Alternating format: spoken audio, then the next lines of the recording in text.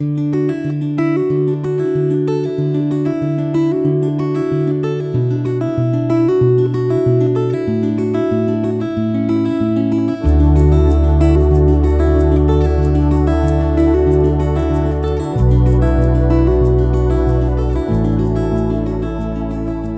reading begins in Genesis, chapter 24, starting in verse 52.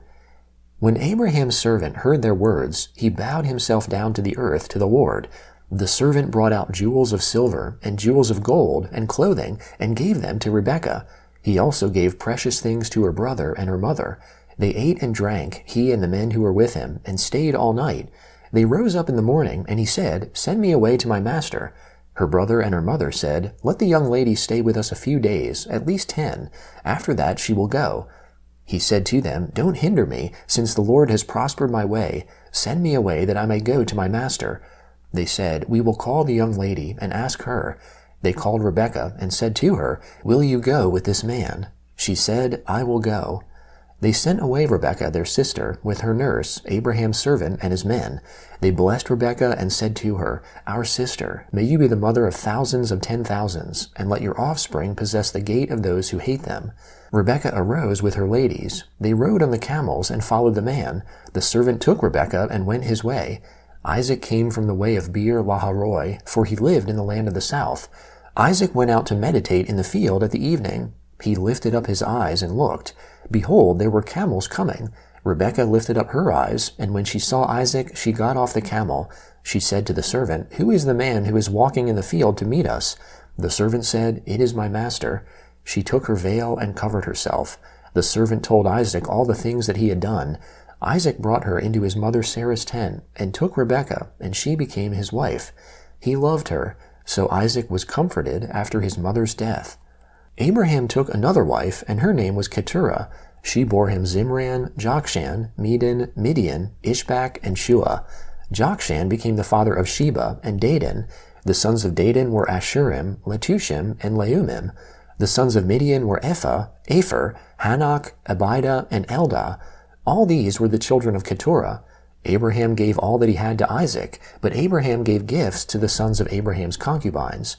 While he still lived, he sent them away from Isaac his son, eastward to the east country. These are the days of the years of Abraham's life which he lived, 175 years. Abraham gave up his spirit, and died at a good old age, an old man and full of years, and was gathered to his people.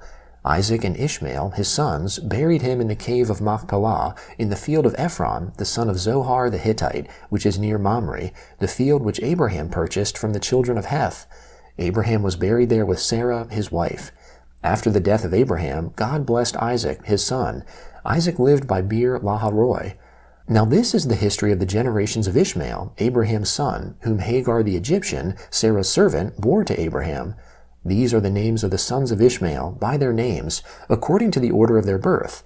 The firstborn of Ishmael, Nebaioth, then Kedar, Adbeel, Mibsam, Mishma, Duma, Massa, Hadad, Tema, Jeter, Naphish, and Kedemah.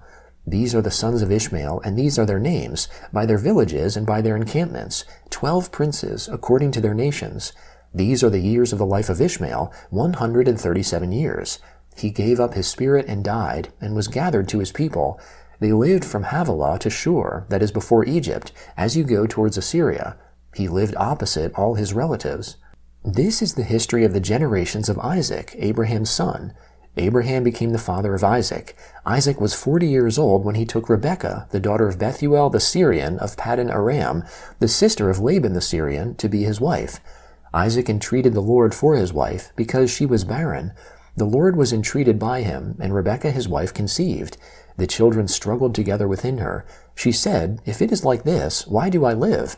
She went to inquire of the Lord. The Lord said to her, "Two nations are in your womb. 2 peoples will be separated from your body. The one people will be stronger than the other people. The elder will serve the younger." When her days to be delivered were fulfilled, behold, there were twins in her womb. The first came out red all over, like a hairy garment. They named him Esau. After that, his brother came out, and his hand had hold on Esau's heel. He was named Jacob. Isaac was 60 years old when she bore them. The boys grew. Esau was a skillful hunter, a man of the field. Jacob was a quiet man, living in tents. Now Isaac loved Esau because he ate his venison. Rebekah loved Jacob. Jacob boiled stew. Esau came in from the field, and he was famished. Esau said to Jacob, "Please feed me with some of that red stew, for I am famished." Therefore his name was called Edom. Jacob said, "First, sell me your birthright." Esau said, "Behold, I am about to die. What good is the birthright to me?" Jacob said, "Swear to me first." He swore to him. He sold his birthright to Jacob. Jacob gave Esau bread and lentil stew. He ate and drank, rose up, and went his way. So Esau despised his birthright. There was a famine in the land, in addition to the first famine that was in the days of Abraham. Isaac went to Abimelech, king of the Philistines, to Gerar. The Lord appeared to him and said, "Don't go down into Egypt. Live in the land I will tell you about. Live in this land, and I will be with you, and will bless you. For I will give to you and to your offspring all these lands, and I will establish the oath which I swore to Abraham your father. I will multiply your offspring as the stars of the sky, and will give all these lands to your offspring. In your offspring all the nations of the earth will be blessed, because Abraham obeyed my voice, and kept my requirements, my commandments, my statutes, and my laws."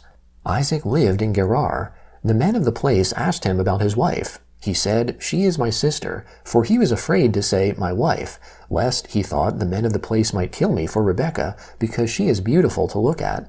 When he had been there a long time, Abimelech, king of the Philistines, looked out at a window, and saw, and behold, Isaac was caressing Rebekah, his wife. Abimelech called Isaac, and said, "Behold, surely she is your wife. Why did you say, 'She is my sister'?" Isaac said to him, "Because I said, lest I die because of her." Abimelech said, "What is this you have done to us? One of the people might easily have lain with your wife, and you would have brought guilt on us." Abimelech commanded all the people, saying, "He who touches this man or his wife will surely be put to death." Isaac sowed in that land, and reaped in the same year 100 times what he planted. The Lord blessed him. The man grew great, and grew more and more until he became very great. He had possessions of flocks, possessions of herds, and a great household. The Philistines envied him. Now all the wells which his father's servants had dug in the days of Abraham his father, the Philistines had stopped, and filled with earth. Abimelech said to Isaac, "Go away from us, for you are much mightier than we." The Gospel of Matthew, chapter 8, starting in verse 18. Now when Jesus saw great multitudes around him, he gave the order to depart to the other side. A scribe came and said to him, "Teacher, I will follow you wherever you go." Jesus said to him, "The foxes have holes, and the birds of the sky have nests, but the Son of Man has nowhere to lay his head." Another of his disciples said to him, "Lord, allow me first to go and bury my father." But Jesus said to him, "Follow me, and leave the dead to bury their own dead." When he got into a boat, his disciples followed him. Behold, a violent storm came up on the sea, so much that the boat was covered with the waves, but he was asleep. The disciples came to him and woke him up, saying, "Save us, Lord, we are dying." He said to them, "Why are you fearful, O you of little faith?" Then he got up, rebuked the wind and the sea, and there was a great calm. The men marveled, saying, "What kind of man is this, that even the wind and the sea obey him?" When he came to the other side, to the country of the Gergesenes, 2 people possessed by demons met him there, coming out of the tombs, exceedingly fierce, so that nobody could pass that way. Behold, they cried out, saying, "What do we have to do with you, Jesus, Son of God? Have you come here to torment us before the time?" Now there was a herd of many pigs feeding far away from them. The demons begged him, saying, "If you cast us out, permit us to go away into the herd of pigs." He said to them, "Go." They came out and went into the herd of pigs, and behold, the whole herd of pigs rushed down the cliff into the sea, and died in the water. Those who fed them fled and went away into the city and told everything, including what happened to those who were possessed by demons. Behold, all the city came out to meet Jesus. When they saw him, they begged that he would depart from their borders. Psalm 10, beginning in verse 1. Why do you stand far off, Lord? Why do you hide yourself in times of trouble? In arrogance the wicked hunt down the weak.